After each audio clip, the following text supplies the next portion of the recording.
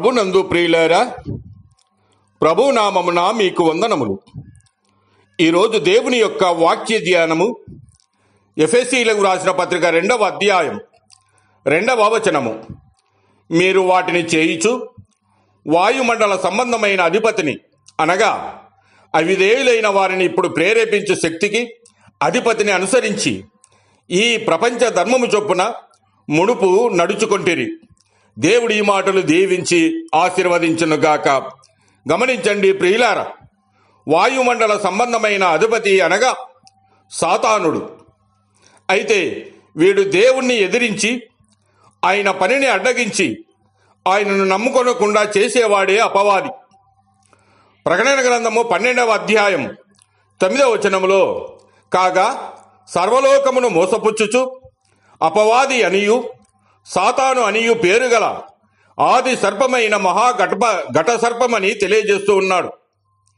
ఎఫెసీయులకు రాసిన పత్రిక 6వ అధ్యాయం 12వ వచనంలో కూడా చూస్తే ఆకాశ మండలంలో దురాత్మల సమూహము ఉన్నట్లు మనకు కనబడుతూ ఉన్నది. ఆ సమూహమునకు అధిపతి లోకాధికారి. లోకమంతా అపవాదికి లోబడి ఉన్నది. వాడు సర్వలోకమును మోసపుచ్చుచు పాపాన్ని ప్రేరేపించుతూ ఉన్నాడు.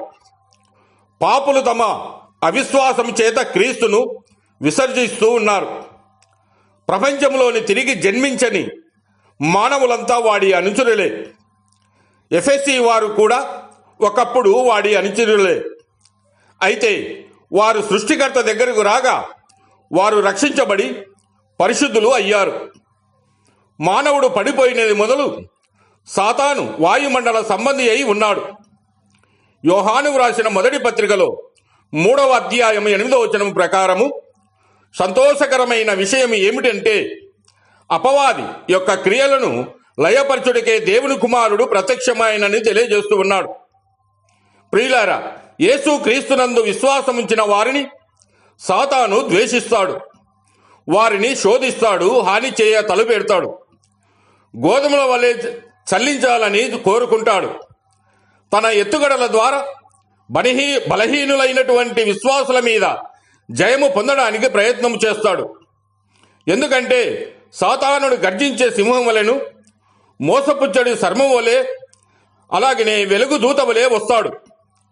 విజయం కొరకైన శక్తి యేసు క్రీస్తునందు ఉన్నది. ఆయనతో అన్యోన్య సంబంధ సహవాసము కలిగి ఉండటమే విజయ రహస్యం. ఎఫెసీయులకు రాసిన పత్రిక 6వ అధ్యాయము 10వ వచనములో, తుదకు ప్రభు యొక్క మహాశక్తిని బట్టి ఆయన యందు బలవంతులై ఉండుడని తెలియజేస్తూ ఉన్నాడు. ఎందుకంటే ఫిలిప్పీలకు రాసిన పత్రిక 4వ అధ్యాయము 13వ వచనములో, నన్ను బలపరచు వాని యందే నేను సమస్తమును చేయగలనని సెలవిస్తూ ఉన్నాడు. రోమాపత్రిక 8వ అధ్యాయము 37వ వచనములో, అయినను మనలను ప్రేమించిన వాని ద్వారా మనం వీటన్నిటిలో ఆధిక్యత విజయము పొందుచూ ఉన్నాం.